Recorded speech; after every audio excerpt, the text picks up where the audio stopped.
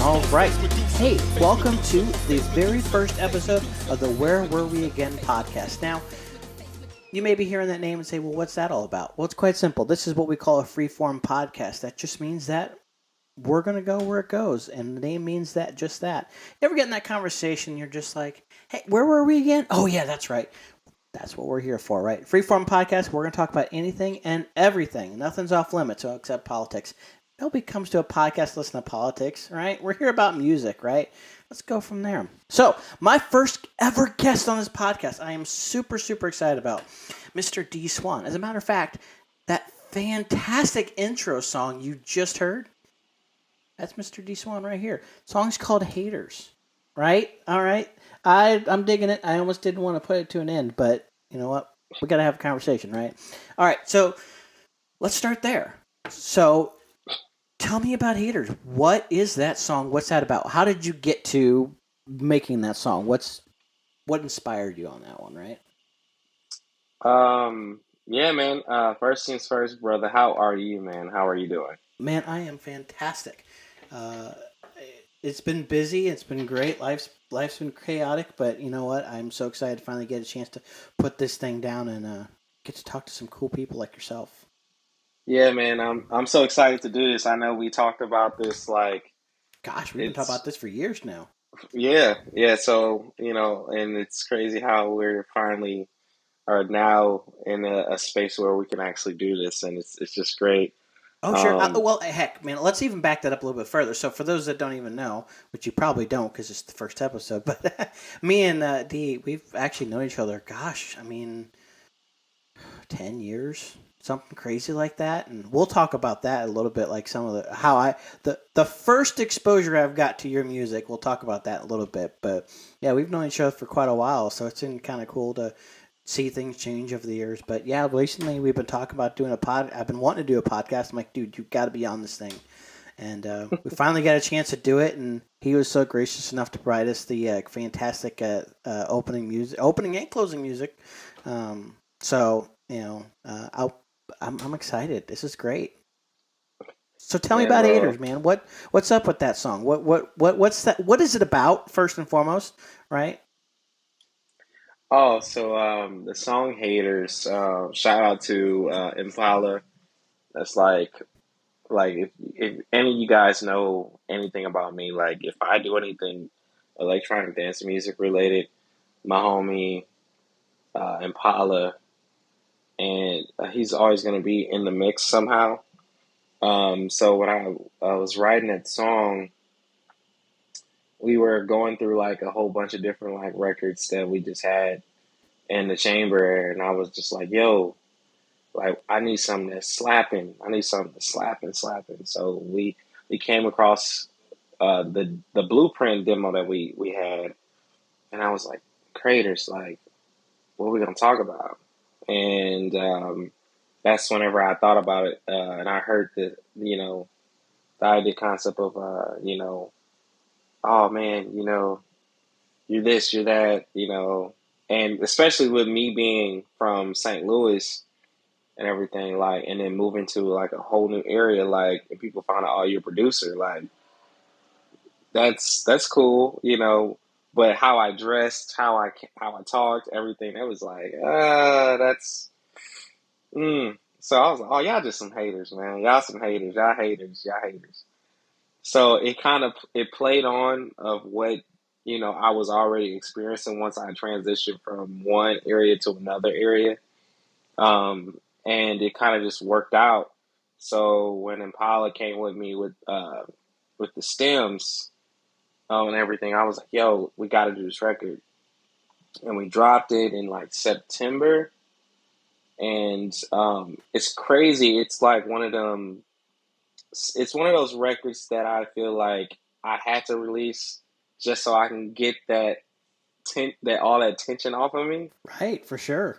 But the crazy thing about it is it's like a fan favorite, if that makes sense. Like it's one of them secret fan favorites where they like, I don't really listen to music like this, but if I did, this would what it'd be. like this is what it'll sound like. And so it's like when I play like shows, it's like I have to play that song, and this is like, oh, okay, cool, this is for y'all. So it works out, you know. But Yeah, yeah, that's kind of where Haters came from. I'll be honest, man. Like, I think I could speak to that. Like, yeah, it's not my genre, but you know what? It is. It's great, man. That's what I'll be listening to. It is pretty fantastic. Um, I mean, okay, so let's hit that a little bit, right? So this is not where you started. You did not start making this kind of music, right? You actually Mm-mm. have a history in making. How would you even classify it? Um, I don't know, it's rock, but like there are some pop influences there. Um, yeah, like you've always kind. I'll say I've always feel like you've always been a genre bender. You kind of like to blend things a little bit, and I love that. But so my first exposure to you was a band called Interplaws, and I loved Interplaws, man.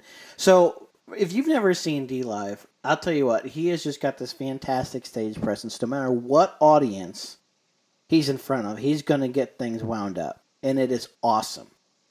Um, oh gosh, what was the? I think the first time I had actually seen Interplaws, it was there was they you were opening for a band called Light Up the Darkness, so they were another regional band from Missouri, Mm. and I believe who else? Was it Selden? No, no, I don't think it was Selden. You did. I had that. I wasn't Selden at the time. But I did have you open. I had you play for. No, gosh, I hate to say. I think it was Project 86. You It know was what? down on You Cherokee might be Street. right. It was down on Cherokee Street, and it like these crowds, like they're here for some heavy music, and here you guys come in playing this rock music. Now, I mean, it was fantastic, but it was not. It was not screamo by any stretch of the imagination. And it doesn't matter. Like, anytime you put this guy in front of an audience, he just gets them wound up, and it's fantastic. I mean, to me, that's always a good sign of any band, right? It doesn't like if it doesn't matter to the audience if you can step up and you can get them energized and get them engaged. That's what I'm looking for. You always have that. Like, any genre you've played and any audience you've played in front of, you've got a great stage presence and you get them engaged, and I love it. I But Interplaws, appreciate right? that, bro. So tell me about Interplaws a little bit. How the heck did you end up getting into Interplaws? What got you start? Well, I guess that was kind of your first like real band, wasn't it? Honestly, it wasn't like, Oh, and I okay, all appreciate right. the kind words, man, because like, oh man, it's you brought back. I'm gonna go ahead and say it because a lot of you guys don't know this, but I'm gonna say you guys are the first to hear it on this podcast. But I've been in talks with the guys about doing something again. So Oh man, um, okay. So now you got me really excited because that was I those are some days right there. yeah, I'm going ahead and I'm just going ahead and just throw it out there. Like we've been talking for months about getting back together and playing maybe a show or something here or dropping maybe one song. So just be on the lookout. We're gonna do something, and we're gonna put our catalog back out there for people to hear it and play it and stream it as much as they like. But as for band wise, I actually I started off doing gospel music. Crazy. Like I started off Oh doing man. learning gospel music in my church, and then I became classically trained whenever I was like 6 years old on piano. Wow. So once I transitioned to that, then I learned percussion because in junior high school, they didn't have anything available for anyone to play, piano on because the majority of the time, if you were going to play piano, you could play for the choir or something like that. But a lot of the time, they already had a piano player or accompanist there, so they didn't really need me. But I did learn how to sing and do all that stuff too. So when I went into band, I joined the band and I started playing percussion. And from that, it taught me how to take the technique of playing the piano to playing drums. And then when I got into my first band, I was playing drums. So I started, getting into like, obviously I was already familiar with like the classic rock bands like Kiss, Styx, and all those bands like that. I grew If up you're on from listening St. to Louis, you them. just have to be. Whether it's your Yeah, thing or not, you just have to be. That's a St. Louis right. thing. If you guys don't know, like we've got this. So okay, I'll detour because right, that's what this is about. But like St. Louis has got this classic rock station, and it was so well known. They KC have 95. right, and so like their mascot was this pig, man. And I don't know what the deal was. They called it Sweet Meat, but it was such a thing. Like it was so iconic. Bands were coming through here and touring and things, and there was this Christian band out there. You may or may not be familiar with them, but they're called One Bad Pig. I don't know if you know this, but that's what they got their name inspiration from. Was the KC mascot. This St. Louis classic rock station Oh had a man. pig mascot that inspired a Christian band to name themselves One Bad Pig. And that's where that came from. But yeah. So just detouring, right? But like, yeah, that if you're in St. Louis, you grew up in St. Louis, you know classic rock, whether you want to or not, because that's what we do here. But yeah, so yeah, I mean, so you're a drummer, right? So that you had your background in drums, and I want to detour again, right? So that was one of the first things that caught my eye when I saw you guys on stage was the drum kit. And that was your drum kit, right? You weren't playing, but that was yours. So it was this drum kit, and I don't remember what brand it was, but completely just frosted white. The whole thing with all kinds of paint splatters of all kinds of different colors all over this thing. It was the coolest thing I'd ever seen. I had seen a lot of great drum kits up to that point, but this is just one of the most unique looking kits. And I think it was yours, if I remember correctly. Yeah, I had this graffiti kid because I was really huge into graffiti. Yeah. Yeah, it was a Yamaha set, Oh my and I was gosh. really huge into graffiti, and I'm still in. I love when I see some great graffiti art. I'm gonna always stop and look at it, the mural. Okay. But yeah, like that kid, I actually don't even have that kid anymore. But I had that kid for a nice amount of time, and I played in like maybe a few different bands with that kid. Okay. Yeah. Um, But that's where you started, right? Was playing drums for some bands then. yes, because I started, like I said, I was getting into like I was already into the classic rock stuff, and I was skateboarding a lot, so I was hearing all these different like punk bands, which I was already familiar with the older punk bands like Sex All right. Pistols, So Ramones, if Misfits, you all get your that. scorecard going on at home, right? So we already got gospel. Now we're talking punk. What else we got, right? What else, right? So we got some punk bands. You're a skateboard kid, right? So we got that going on. Gospel, punk, skateboard. What's next, right? Yeah, So, then I started to dabble into the alternative because a lot of the punk bands were getting played on the alternative station, which was the Point the point. in St. Yep. Louis. So if I wanted to listen to a lot of those bands on the radio, because this was at the time when this was way before like iPods and all that, like we was still playing stuff on the CD player and Walkman. Uh huh. So Yep. like I'm sitting there like using my radio thing just so I can like listen to what was playing on the point, and then that's when I had found the Urge, and then I Mm. came across Deftones and one of my favorite alternative bands, which is Incubus. All And right. then of course then Rage Against the Machine and Jurassic 5, and I mean, the list goes on and on. And then I remember going to Warp Tour when I was a kid. It was like in 90, it's like 98 or 99. And I remember going to see Warp Tour, and it was like really cool. And I think that same year that I went, Eminem was on it. It was his first ever Wow. performance, I think. Um, Warp so Tour, that Eminem, that's man. All right. if I'm giving you guys some straight gems of how old I am right now. So, so then from that, it led me to listening to like the emo music that was coming in because there was a wave of emo music that was coming in, and it was like going into like 2000, and that's when I'm trying to think like what was the bands that was coming out around that time. You had Evanescence, you had hmm all these like harder rock bands, And then out of nowhere, like that 2001, 2002 era is when it went straight emo. And that's when I got put onto like the band like The Used and My Chemical Romance and all Mm. those bands like and then still some of the punk bands still like Midtown. And I was still going to Warp Tour and just kind of seeing these bands and getting exposed to this music. And from that, I would go almost every year, and then I got deeper and deeper into like the music, and I would still be, going to like church camps and youth group meetings, and then I'll see on the poster wall like Third Day, and I remember seeing like posters of Switchfoot and Did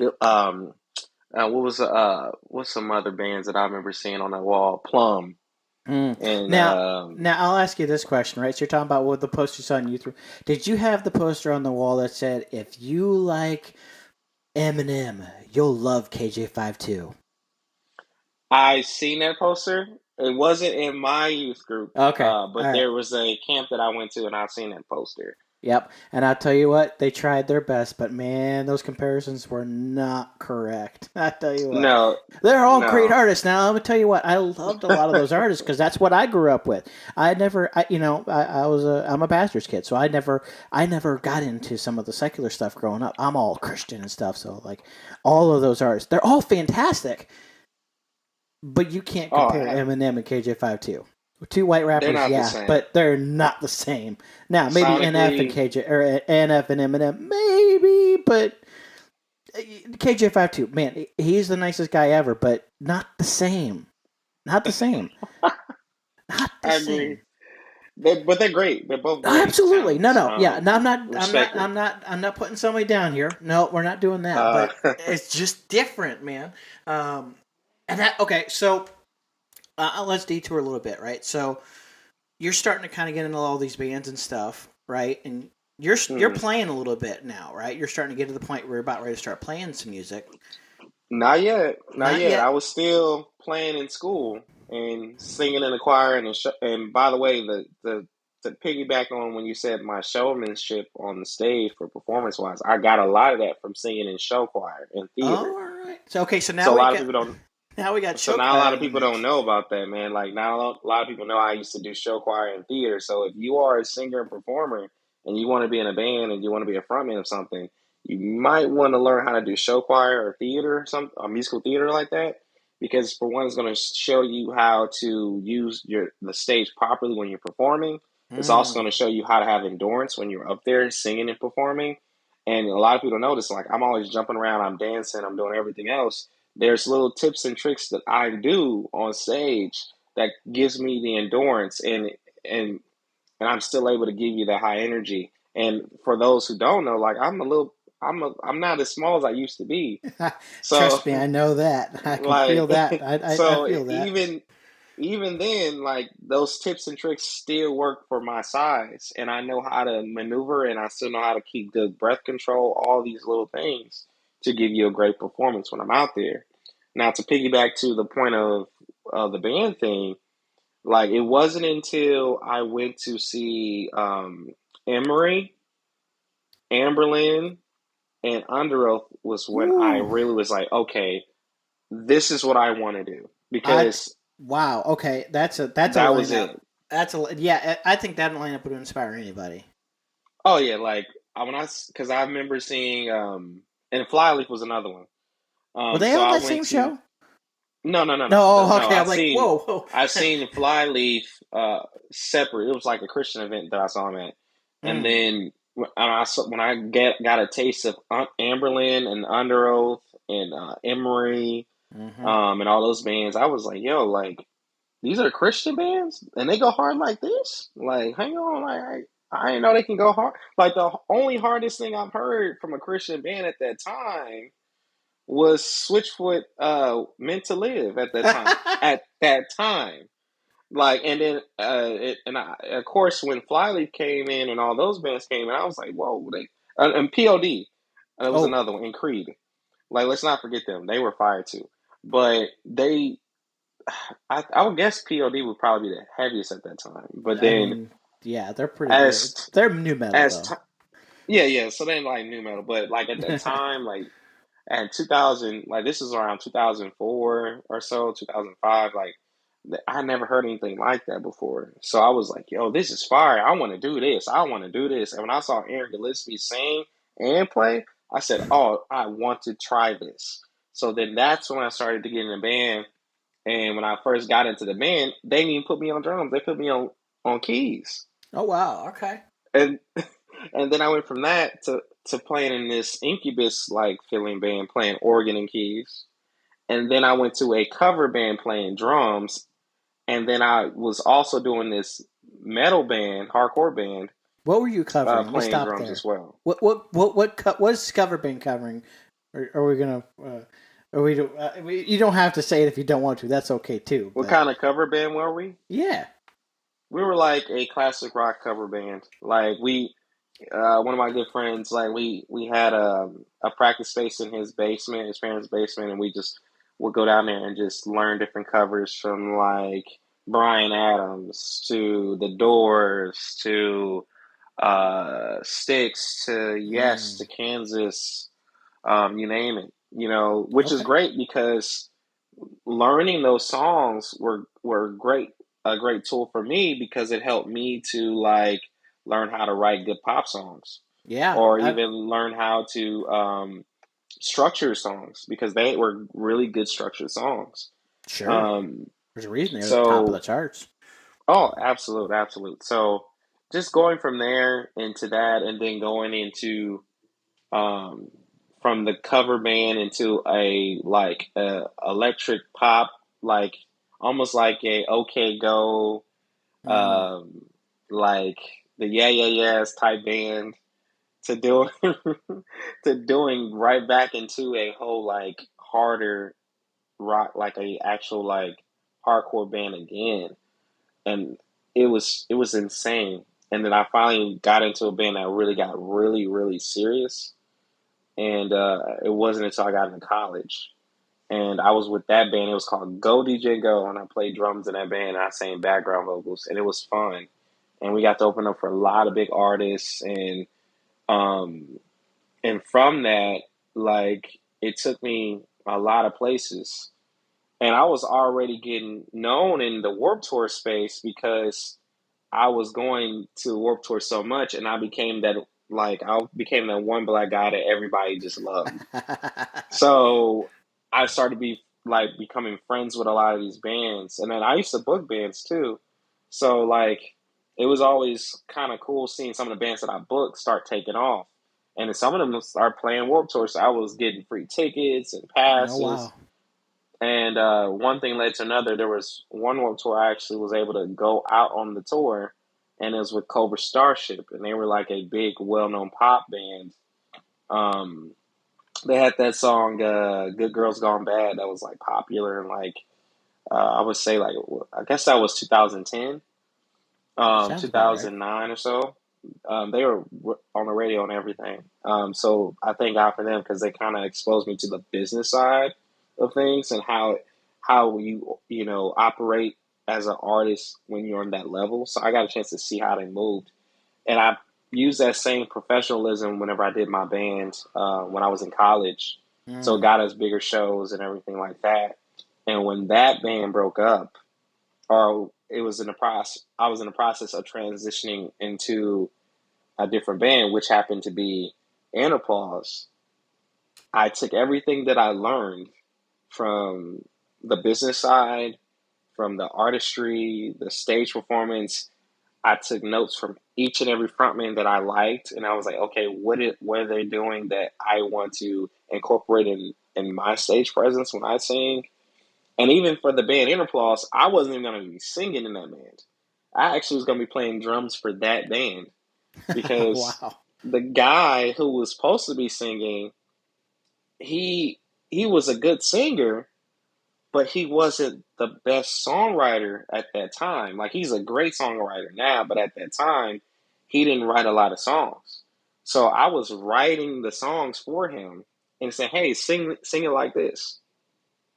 And what ended up happening is I'm playing the drums and I'm like singing the parts on the drums to him, and he's learning it, and we're practicing in the basement, practicing, And at the time when In Applause was starting, we were me and my buddy Caleb, who I started the band with.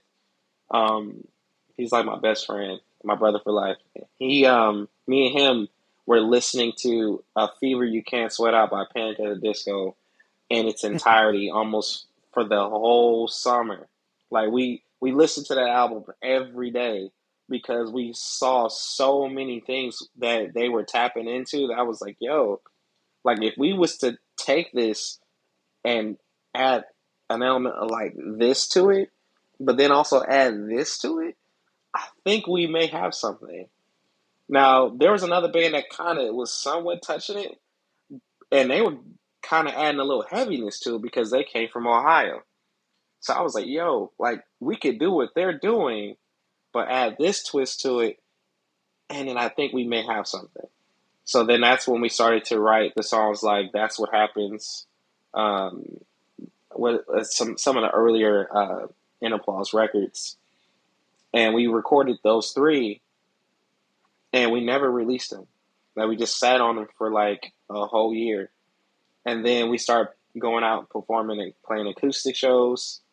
Me and Caleb, and then we started end up getting band members, each one of them one piece at a time, and we were playing bigger shows, playing acoustic songs. Like it's crazy. We were opening up for like Craig Owens from Chiodos, playing acoustic songs. Oh wow! And we were opening it up for like Sent by Ravens, amazing Christian band, and There for Tomorrow, amazing Christian band. And we're playing acoustic songs of our versions of our songs, but acoustic with no band. Okay. And we're just killing them. And then finally we got all the band pieces whenever because Caleb left. And when he left, he brought this 15-year-old kid who happened to be Christian, and he played guitar. At the time, when he got in the band, he was like 14, 15 years old in high school. And the kid was shredding. So I was like, I don't care how old this kid is, I want him in this band. And I've met the other guys, Evan, who you know, and the guy who was playing drums, which I don't know if it was Ben or not. I don't know. I don't know. I think it was Ben. It was Ben. Ben and Evan and I went to school together. Me and Ben went to school. Evan and Ben and I all would see each other at church because they used to play at the church worship band for the youth group. So we all knew each other because of that. And I was working at a drive-through convenience store, and Evan came through, and we talked, and we ended up connecting, sharing each other's contacts. Then we had a practice at his house with the four of us. Oh wow! And like seriously, I sent everybody the songs to learn as a full band, and I kid you not, 2 practices. The music was down. Like we had the music down in 2 practices, and we only that's a sign practiced right 4 there. songs. Yeah, we only practiced 4 songs, but we had all 4 of those songs down in 2 practices. Wow! And I would say like maybe the week after that we played, or no, a few weeks after that we played a show, and it was with this group called Burnham, and this guy named Cameron Walker, who's also he was in he's Selden. in another band. He was in Selden. Cameron Walker? Yeah. No, Cameron Walker wasn't in Selden. He was he's in this group called Twin XL that's signed to Sony. Yeah, okay. You're right. So we opened for them, and our first show, like I would say Evan and Chris, they did not jump around, they did not move. So all the high energy that you love from us, the first show, they did not move. They just was playing. But they were shredding their parts. They were killing it, but they had no stage presence yet. So after like watching film, because we would have people film it and we would study it, almost like we were athletes. We would like go and watch our plays and see how we did. We did the same thing with our shows, and I'd be like, "Oh, we need to work on this. We need to tweak this up. We need to do this. We need to fix this." And then we went back into the practice space and we practiced for like maybe a few more weeks to get the stage performance down. And then our next gigs we played at was like smaller gigs to like get ourselves in the feel of getting that energy together. Mm. And I think around that time, that's when you booked us too. Yeah, yeah. Um, so you were one of the you were like your show was like a test for us to like get our energy together. Mm-hmm. And then by the time I felt like we were solid, I was like, okay, let's try to get a bigger show. And we did. And Mike Judy, he ran pretty much the whole St. Louis music scene. Oh, heck, he still does. I haven't talked to him in a while, but like he ran that thing, and he gave us an opportunity because we already were selling good tickets for an acoustic group. So he was like, "Well, I'll see what you guys can do with it with a full band."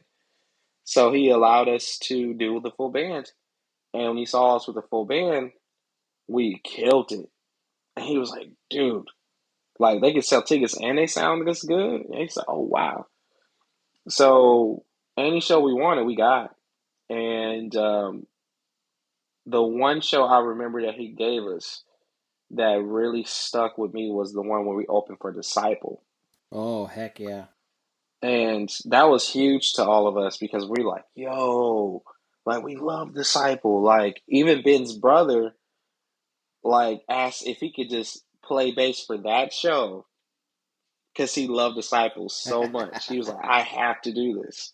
And these pictures are floating, so if you want to see the proof, the pictures are out there. So Yeah, well, yeah, they're out and there. we did it.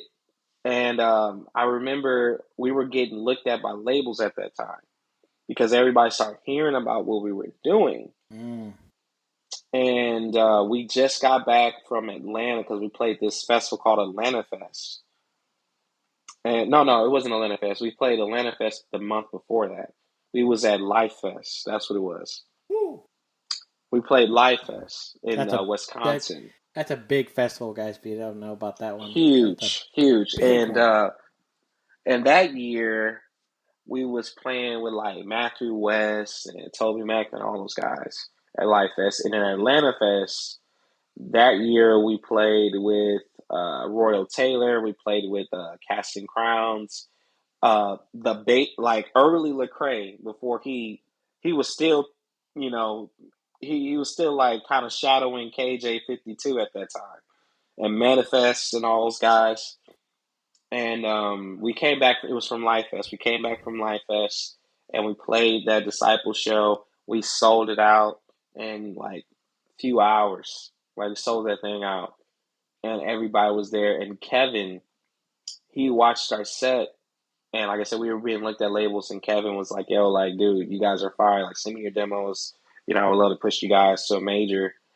And I fumbled the ball. I'm not gonna lie, I fumbled the ball. Like he asked me for the songs, and I forgot the email, Oh, and so I fumbled the ball. And then when I finally remembered the dude's name, I reached out to his partner who was with him at the time, and I sent it to him. I don't know what happened to it after that, but we ended up signing later that year to Saint Records, which was like I think we ended up signing that in that fall or something, they did. Like, or they something mainly like did that. like heavy stuff, didn't they? They did, but they took us on because they were like, "You guys are like a Sweet 16 band for us because like you already pretty much recorded everything. You already have music videos out. You already are touring because we had a school bus. People Yep, don't big remember old that blue bus. Oh we man, had a that thing. big, humongous school bus that we toured in. Like, and I think if I'm not mistaken, we when we first did that, I feel like every band after that started to do that because they were touring in like vans Mm-hmm. and with the trailer, and then we started the school bus to trend, and then everybody came on because they were like, "Oh, there's so much space in this thing." We're like, "Yeah, you should try it." He And didn't since even then, need a everyone's been trailer. doing it. No, no, we didn't. We had like couches and everything. It just like it encouraged everyone. But we ended up signing to Saint Saint for one album. And R.I.P. to Tony. He passed away a couple years ago, but Mm. he really believed in the idea of like, yo, this band could be a crossover band that could be a band that could reach not only the metalheads that listen to like metal, but could reach people that's outside of it too. That brings us a whole new genre of listeners to our label that's going to listen to us. And you guys And were on already top of that, doing that anyways, right? Just some of the shows you were being put in front of, like oh, just some of the examples, right? You're down in Atlanta playing stuff like that, so you could be playing through all kinds of stuff. Then you come up to Life Fest, you're playing in the Christian crowds, here playing in front of the Disciple, like and that's something I always thought was amazing, right? Like you guys would turn down nothing. You're just like, I'm playing. If there's a show, we're playing it. We're going for it. And I thought that was just so great. You know what? Like, I think that's a lot of something that a lot of bands miss out on. Is just if there's a show, go play it, right? Because I think, you know, you need to take that opportunity to get yourself in front of a crowd. Just because it's not the crowd that's your genre doesn't mean that you're not going to fit there. You might surprise oh, yourself, you know? absolutely. And the funny thing about it is, we came, well, you and I, you know this, we came from that era where like every weekend we was looking for a concert. Like who's playing, who's playing, who's playing. So even if it was a hole in a wall, if it was a VFW show, if it was a Knights of Columbus, didn't matter. Like we Right. were looking for shows, and even if we had to pay $5, if it was at the skate park, didn't matter. Someone's basement, someone's garage, we went. Hey, And that was if you the notice era back of then, basement shows. I loved the basement oh, shows. come on, man. It was great times. And you always had a mix of different bands there. You never saw the same genre Oh heck, unless everybody yeah. was just following the That same that wave. was a huge thing at that time, and I miss that. Like, it's not as big of a thing anymore. It's like unless you go to a festival, but like the Yeah. genre bending of shows, like just getting you're gonna like I did it right. Like one of the big shows I booked you guys with, I had you guys playing. I had a local band called I Stealing think Silver. Stealing Silver, right? Yeah. Uh, uh, a Lesser Hope. Now, so we're Mm, going from Stealing Silver, which they had a lot of great original music, but they played stuff along the lines of like Switchfoot and stuff. So they play their mm. original music, but like they fit in that Switchfoot type space, right? Then you got you guys in Applause, which was fantastic, and you just kind of fit, like you said, you kind of fit in that Panic at the Disco type stuff with some amazing twists on it and things like that. And then you've got a Lesser Hope. So a Lesser Hope was just it was as heavy could be. I don't think they sang at all, right? They were just guttural basement Mm. growling, like head Yeah, they banging. did. They were. And then I topped off the night. Well, okay, so this is the other thing about shows these days, right? You'd get these Mm. guys, you'd get these bands going, and then, well, we got to have some time between. So I did the craziest thing ever. I put an improv comedy group in between each band to You entertain while did. we're in the middle. So we're out there moving drums, getting amps swapped out, and you got these guys sitting there in the middle of the aisles going, "Popcorn? Did you say popcorn? I didn't." And you're just like, what's going on here? What is this? Look, it was my first show and I had ever booked, but I learned some lessons. It was a great show, mind you, because like the top billing was Syndrome of Fire. Now I tell you what, Right, right. those guys were amazing, and I really wish we would have got to see some more of them and see them take off, right? Because Mm. they were fantastic, and it's interesting too, right? Because like they all kind of went off and done their own thing, and some of them are real estate agents and all that. One of them actually started as a head of a record label now, believe it or not. But you know, uh, but that show was a great show.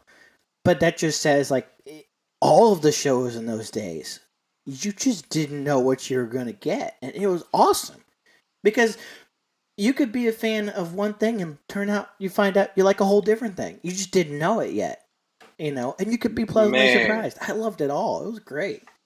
bro, you're preaching because I'll never forget when we played Life Fest. It was the next following year, and we killed the first time. And then the second time, Tony was like, "Oh, I got guys. Yo, we gotta get you guys back." And somehow he got us on like the second main stage. And this was the weirdest situation. And the guys in the band, we were all like, well, they were freaking out. I wasn't really caring as much, but at the time, our set time was around the same time as Skillet was. Oh So wow! Skillet's playing on the main stage, Now, and then like we're coming on maybe 20 or 30 minutes after them that's to me. starting. I'll freak out a little bit about that, right? Because this is still like what 2010 somewhere in that, right? This Um, is like at that time. This is 2013 we talking oh about now. gosh, yeah. So like Skillet just dropped like one of their biggest albums to date, right? They're talking about like they're playing songs like Monster and stuff like that, and you guys are starting Bro, 20 minutes after them on it. Like it's come got on, this. I man. mean, that's a deal, man. That's something. Like It I'm. uh Oh it was man. tough, man. It was tough. And we did it. We ended up doing it and I was like, "Yo, let's just go up there. Let's pray about it. Let's do it." And we did it. And I would say like within like the third song cuz we had did how many songs we did that night? We did like 8, I think. Yeah, 8 songs. We did 8 songs. And I would say about the third song people start running into the because we were playing in like this massive long barn, and it was like it was insane how this barn looked. It was insane, but it was this massive long huge barn, and people started running over, and I started noticing when I'm singing, I'm like, why are these people running in here? But this is how crazy God is, bro, and I thank God for this. Skillet was playing on the other main stage. Like I said, we started like maybe 20, 30 minutes, like a little bit into their set start at the starting point. But after us, Family Force 5 was doing an after party. So what happened was people were hearing music playing, like rock band music playing over there, and they assumed, oh, snap, Philly Force 5 is playing. So they're running like at the end of like close to the end of Skillet. And they're like, yo, we gotta run over to this. We gotta run to the second stage, Family Force 5. We don't want to miss them. So they're running, bro, and they're coming over there, and they see us, and they're like, yo, who is this? And they rocking with us. Like I was shocked. I'm like, yo, these people really they like this music. And I turn around, I look, and there's Soul Glow standing right there, rocking to our music. And Wow. we finished our show, and as I'm walking off, Soul Glow like grabs me and says, "Hey, bro, what's your name, bro?" And I told him who I was, and he said, "What's the name of your band again?" And I told him the name of the band. He said, "Yo, bro, y'all hard. I love it. You guys were killed it." I said, "Thanks, bro." He said, "Yo, let's keep in touch." And then right after I said that, me and him became friends since. And they came on after us and they killed out the night, and I was like, I thank God it went the way it did. Oh yeah. And that momentum was all we needed because maybe a month or two later, we got no, about a month later, we got an email because a lot of people don't know this, but Bradley Bell, he plays keys in Chiodos. He used to work at Foo Bar. Oh He was a wow. bartender. No one knew this, but he hit me up and said, "Hey, Chiodos, we're getting back together. We're coming to your city." And I'm like, "Oh, okay, whatever." Didn't think that. I was like, "All right, whatever." And they came and they asked us to open for them. Wow. And going back to what you said, as bands, if you don't take those risks of playing with some of these bands, you'll never know what the Right. opportunities might come your way, and what opportunities you might miss on because you're so focused on like, do we blend? Yes, on a business side of some things, like yeah, you do need to pay attention to that stuff. Yeah. I But mean, as a yeah, it band, you has to make kind of some sense. You don't want to end up losing more money than you'd be oh, earning. But I mean, yeah, absolutely, it's a absolutely, business. All right, look. So I mean, part of the thing is like some of these guys, it's a ministry, sure, but even a ministry needs money to survive. There is a business aspect to that, right? And you have to keep that in mind. So yeah, absolutely, right. absolutely. There's a balance to it. That's the key here, right? But Yeah. man, so that's fantastic. So Interplause was going fantastic. How did you end up going from Interplause to where you are today? Like, because you're on a different scale now. You're like on a whole different planet. I mean, as you could tell, Haters is fantastic, but those are two different universes. They're amazing, but different. So how did that transition come into play? The transition came into play. I felt like at the time, like we as a group, we were all like getting to a point where we were getting exhausted, we were getting burned out. I was getting exhausted, I was getting burned out, and we all came to the agreement like, hey, we need to take a pause on this for a bit, and come back to it. So when we came to that agreement, we did our last show as a band together, and then we kind of like went our ways. And what a lot of people don't know is I did a lot of production on the Interpulse records. So I was already learning how to produce and make beats then.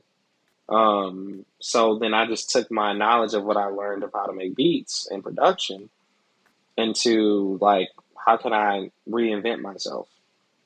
And that's how Dee Swan came into play. Um, and when I took under the wing of being an apprentice under this guy, his name is Reese. Reese is a producer who produced for Jibbs, the rapper that had the song "Do Your Chain Hang Low? Does it wobble to the flow?" Like I was learning how to make beats underneath him and Wow. his partner DJ, who they're the guys who discovered Jibbs and Soldier Boy. And so So I'm you're in it, right? You're talking like you're talking to some of the best out there. Yeah, yeah. So I'm learning underneath him and his partner DJ, and I'm learning how to make beats and everything like that. And I'm learning how to perfect my craft, and I'm studying under him and learning. And my good friend Matt, who's in a group, he's from St. Louis too. He's in a group, a well-known EDM group called Cheat Codes, which they Okay. have the song "No Promises" with Demi Lovato. They done it all. He was the one that was like, "Yo, D, like you're already," because I was dabbling into electronic dance music, but I wasn't really dabbling into it as heavy. But he was the one that pushed me into like really doing it. And when he said that, I was like, you know what? Okay, cool. I should do it. And he was giving me a taste of his music earlier, Cheat Code's music, before anybody else heard it. So when I saw the success from them, I was like, yo, I should really tap into this. And I was like, you know what? I should do this for Christian music. I should do this for Christian music. This will be fire. And from that, that's how I met Impala. This because me and him we were doing a group called Night Vibes together, and we actually were looked at to get possibly getting like a management deal, All right. but things kind of just didn't work that way for us. Sure. And in the midst of all of that, that's how I wrote the song Fire. My song Fire that I have. I Mm-hmm. wrote it with them, and then I went to California, and I met with my buddy, the Ready Set, and we were writing and working on it then. So Wow. this was a song that I was like, Fire was a song I started working on with them in like 2016, 2017. And then I dropped it in 2018 and then re-dropped it again in 2020. So that's how I kind of got into the whole electronic dance music space. And it's been an interesting time because, like I said, going from the band to electronic dance music in the Christian world was one thing. And as I got deeper into the space of performing and ministering and doing all that stuff in the Christian business, I started to see like, well, I'm having a lot of roadblocks here. And I said, Lord, why am I having roadblocks doing ministry for you, especially doing this kind of music? Mm. And that's when I found out, okay, Christian electronic dance music is a genre that exists, but it's not as big as the worship bands or It's a hard some of thing, those right? If acts. you're not on that contemporary K Love, Joy Effect, like the soccer mom, like contemporary stuff, like Christian music hard. It just is, And if you're trying to do EDM and stuff, good luck. I mean, it's not easy. So I could definitely feel that. So at that point, you kind of started getting some inklings that maybe it's time to cross a little bit. Yeah, so um, I struggled with like I'm not gonna lie to you. I struggled because I did not want to cross over. I said, Lord, I want to stay Christian. I'm Christian everything. I was like, I felt like Kanye when he first, came and did Jesus is King. Like, I'm Christian everything. So I didn't want to do nothing that was secular at all. Like, if anything, I would bring secular artists on my records, but never. I was like, I won't do no secular shows. I didn't want to touch it. But for some apparent reason, I kept having these roadblocks. And I was like, why, Lord? Why am I having these roadblocks? And the funny thing is, God was trying to tell me then, he's like, son, I'm linking you with these secular artists for a reason. I need you to go over there. And I'm like, I don't want to go over there, Lord. You've already had, like, that's kind of been, so far, it's like, that seems like a theme. You seem to have always had some great connections, not just in the Christian music world, but just in the music world in general, right? Because we're talking, like, you already been hanging out and, like, vibing with, like, the Warped Tour and all that, and the rock side, and, so you've Hmm. already kind of naturally had a great chemistry to make those connections. So it's like, you've been molded and shaped and guided to come to that moment, right? So like everything in there is fighting like, no, I do Christian stuff. I do Christian stuff. It's like, I prepared you for this day. I've waited for this. Yes. Yeah, this is your time You're now. you're nailing it on the head because like like I said, for a long time I fought it. And I had a moment where I just talked to God. I was crying in my living room. Actually, it was in this living room that I'm sitting in right now. And I was just like, Lord, I don't understand. Like I'm giving the Christian industry everything. I see what is missing. I know how to fix it. I know how to do it. I say I don't understand. And some of my buddies who are in the Christian business that I wish they were in this conversation, they would sit there and vouch everything that I'm saying. Like, yeah, I remember we had these conversations, and I just didn't understand. I remember sitting in the double awards, just sitting there like, man, like I know what this is missing. I know what it's missing. I was like, but why am I having these conflicts of getting there? You know, and like I said, I was crying in my living room and I was talking to a guy and he said, why are you crying? I've been preparing you since back then to do it this way, but you just keep refusing me. Like, why are you refusing what I'm trying to tell you to do? And delay obedience is still disobedience. And I was disobeying. So that's why I always was like, I felt like I was getting closer to the mark, but I never hit it. I never really was really fulfilling my purpose. And like you said, there was a reason why God had me connected to all these secular artists for a reason. Because when I was around them, I didn't partake in the drinking. I didn't partake in the drugs and all those things. I was really being a light to them. And they were always looking to me like, yo, D is this positive guy. Like, what is it about this dude that I really like? And honestly, it was just the God in me, bro. It was never me.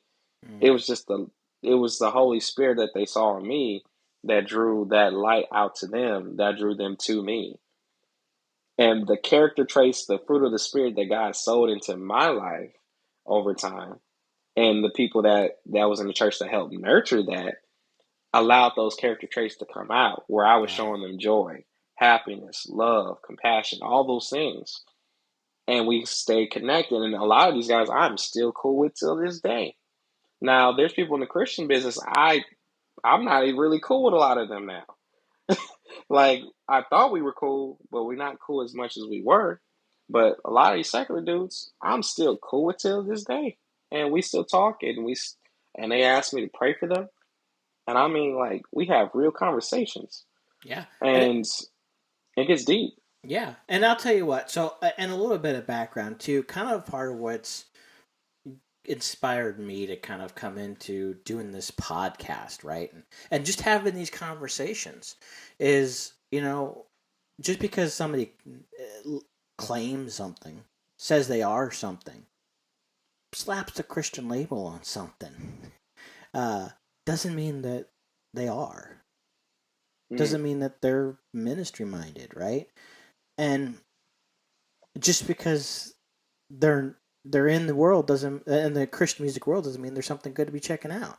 And part of the thing is Mm, I want to take this time and have some conversations with people that may or may not be in that Christian world, right? Because like let's say this, Dee Swan, you're a Christian. You love God, you give it all, right? You are a very ministry minded person. And we'll get into that again in a second, but like you're just here playing some great music, Christian or not, right?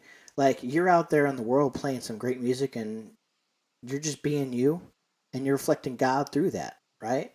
That's kind of the thing that I want to take a second and do is just recognize guys like you.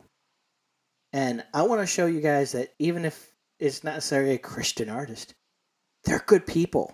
These are good, great people that have fantastic music, have good messages, and even though they may not be singing about God in every song, they're singing about God in the way they walk. They may not be physically singing it, but the way they're representing can make a difference, you know. And I want to tell those stories, right? I want to tell the stories mm. of guys like you that are hanging out in the clubs and being the light in that world. Because, like, all right, well, let's get a little biblical on things, shall we?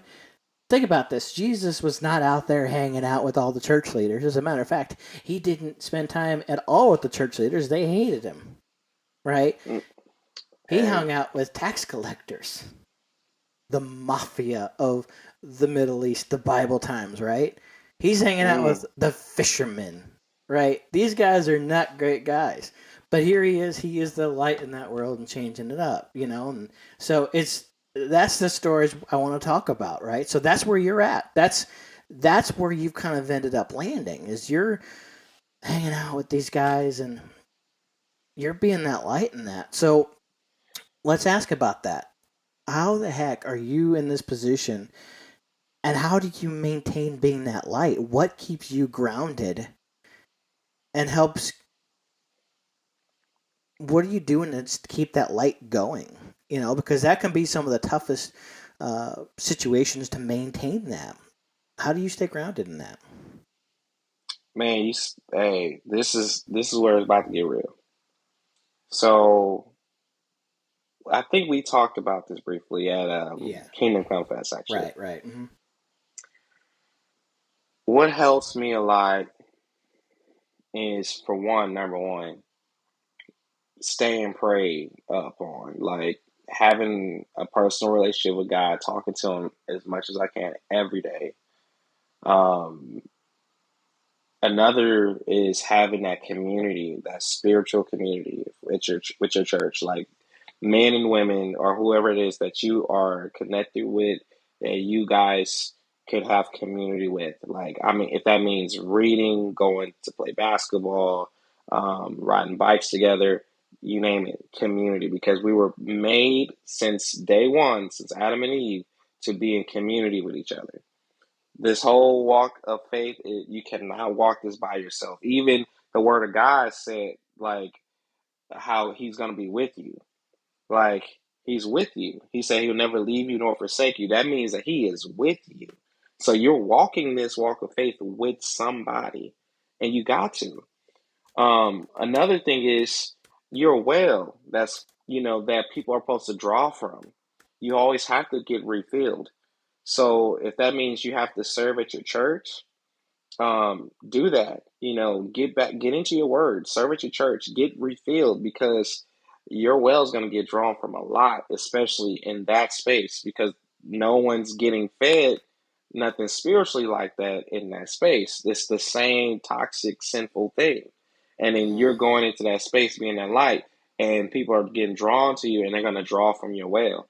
So a lot of people out here got some straight cobwebs and dust in their wells, and they haven't been refilled. Another thing is, like, having accountability, people that you can directly talk to and commute with, and have those real conversations. Say, hey, I'm struggling with this. Pray for me. Or, hey, I'm in a space like this. What should I do? And they're going to kind of help guide you. And it kind of ties in with community in the sense as well. But those little things like that has helped me so much. Like, even my manager, I told you about him. Yeah. He serves at my church with the college ministry and the youth ministry there. we actually play basketball all the time. Like we actually have community. You know what I'm saying? Like half of the guys you saw that played with me in my band, if I brought a drummer or a DJ or something, a lot of those guys are guys I had community with. So this is like a real thing. And again, we helping each other, we're holding each other accountable, we're keeping it real amongst each other, and we understand our mission and our goal, and that's to win souls for Christ in the way we carry ourselves, from the conversations we have, even the small little body languages that we give, like just waving at somebody, like you'll be surprised just what a wave could do for somebody. You know what I mean? Like you never Mm-hmm. know that. So it's just little things like that, and just want to tap on this, and this is why it's so important. Um, a couple weeks ago, I was with Cheat Codes actually, and they played a show in Nashville, and they invited me to come out, and I came out. And one of the things that one of the guys in the group said to me was like, "Hey, D, I appreciate you because I remember when Matt was telling us about you and everything like that, which we all kind of already knew each other because we knew the same circles." One of the things he said to me was like, "Man, thank you for supporting us and praying for us and just always being there with us through everything. Like that stuff matters. Like that's why we're always going to support you. If you ever need anything, you just let us know." Now, again, this is Chico's. They toured the whole world. They were one of the first acts to ever hit 1 million streams in less than 24 hours. On Spotify, they were one of the first acts to ever do that. Wow. And they're the ones saying to me, "Thank you for loving on us, showing compassion on us, supporting us, praying for us. If you need anything, let us know." And it really took my breath away. And when I got by myself in my car, I cried because I was like, "Lord, like I understand now. I I get why you have me. That I understand why you wanted me here." Because, like I said, I fought against it for so many years to now where it's like I get it. Like it was never about me. This was about these people, these lost souls out here. Yeah. It's about them. It's about them because they don't know, especially in electronic dance music. All they see is the same sinful things like drugs, girls, men, um, alcohol, like partying, all that. Oh So yeah. here I am doing the complete opposite, and they're seeing that, and it's real. It's not fake. This is not no gimmick. It's the real thing, and I don't want anything from them. I just want to just let them know, like, "Hey, bro, how can I serve you today, bro? Yeah. If that means praying for you, hugging you, whatever, like I'm here." And man, that went a long way, and and I understand my purpose now. So all those things that happened in the past, meeting those bands, doing the Warped Tour thing, from the Interploss thing to even now, they all were leading me to this moment, to this very moment that I am in today. So I just thank God for it, bro. So all that being said, if you want some really good, like ridiculously good EDM music, this is who you should be checking out. Is that what we're saying? No, but No, no, no. There's so many dope EDM guys out there. Shout out to Capital Kings, Neon Feather, um, Press. It's so many. Like yeah, they're yeah, no, they're all phenomenal. great, but I'm not going to downplay who we're talking about here. I mean, you know what? I'm just saying it's good stuff, but um, Luke John. Shout out to my man Luke John. look. So here's the thing, right? And this is kind of where I've been. I would say, gosh, maybe 12, 13 years now. But as I started to kind of like really branch out to my music taste and things, and started to really go to shows and experience things, like I started to realize that, like in America, like our next modern missionary front is music. Mm, I mean, it's for legitimately because like music is ingrained in our culture. It's an it's the way we're raised now, it's part of our lives from when we grow up. You were learning classical piano at 6. Like, it's just how we're raised. And that's how we could be reaching this next generation, is through the music.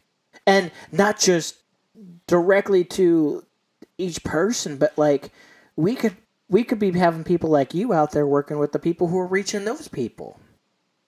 This is one of the I'm telling you this.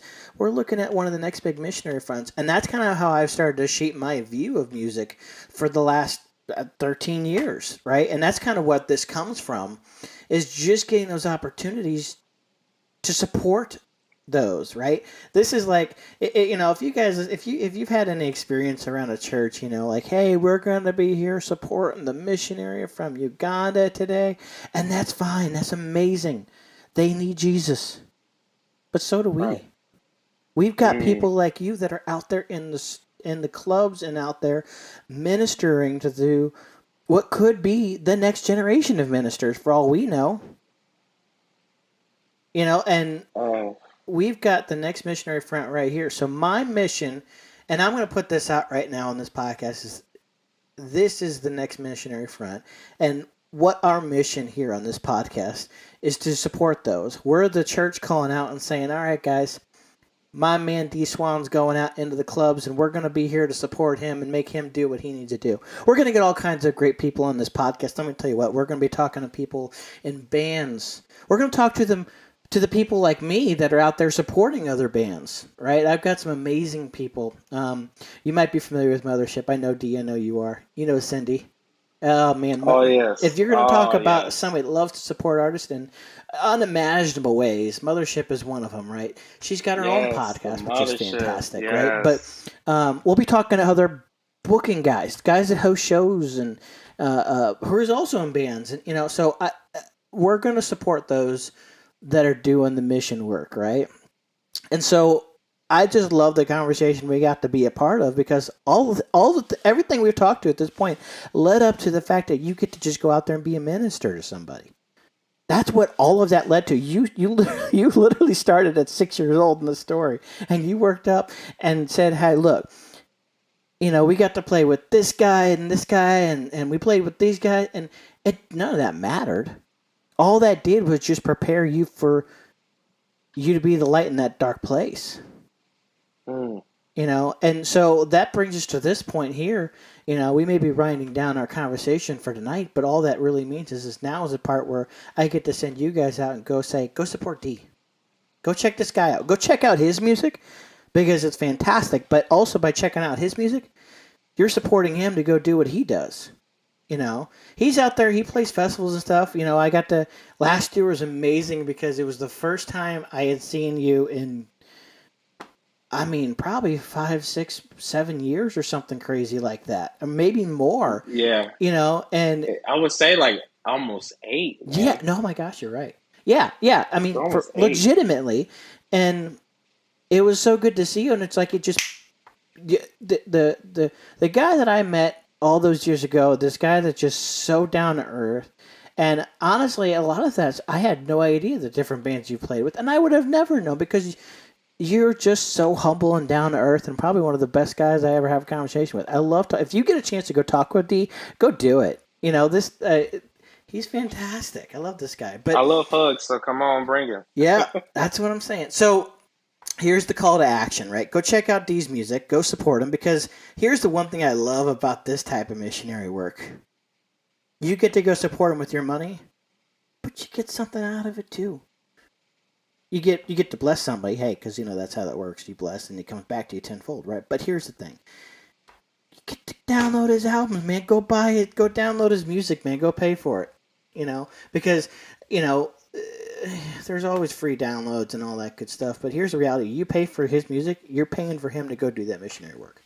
That's where we're at in 2023, right? We're buying music to put people in the ministry. Isn't that a crazy thing? Are you using SoundCloud? Are you using SoundCloud? But that's what I'm saying. That's where we're at. So, Dee, where do we go find haters? Let's start off with that, right? Because that's going to be our opening theme track. So let's promote that right off the top. Where do we go get that? You can get Haters on any of your streaming digital platforms from Spotify, Apple Music, Tidal, you name it. You can purchase it on iTunes as well.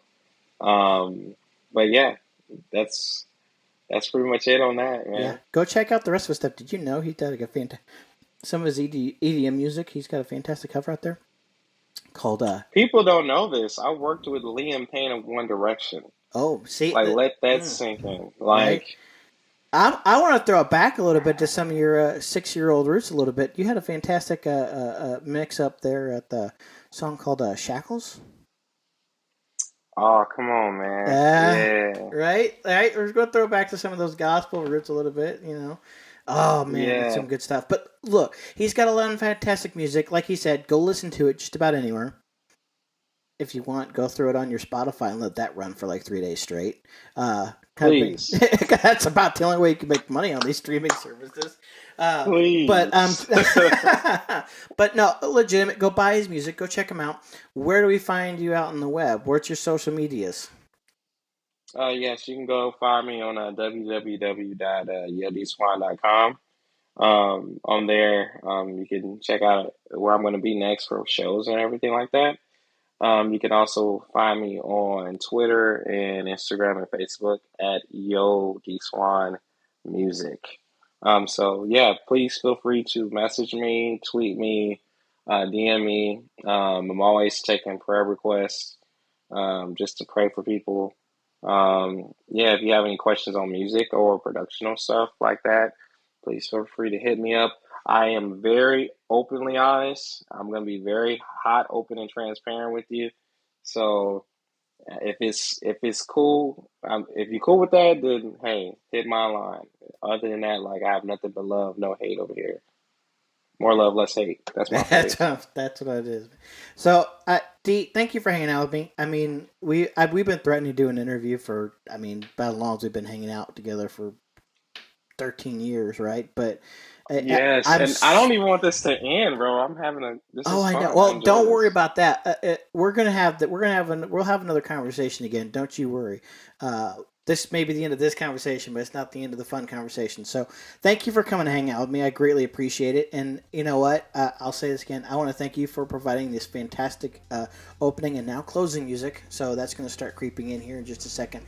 But thank you for joining us. And you know what? You get to be the first guest on this podcast. So hey. Congratulations. Yay! Well, thank you guys Maybe for I listening. can come see you in person and do it or something. Ooh, you know what? I'm all for it. I got a fantastic studio here in the heart of somewhere in the middle of America. Keep an eye out for that. So we'll be definitely having some more podcasts. But hey, as Haters creeps back in, thank you guys for listening. We'll catch you guys on the next episode coming out soon. As we tune out, enjoy Haters. Good night, everybody.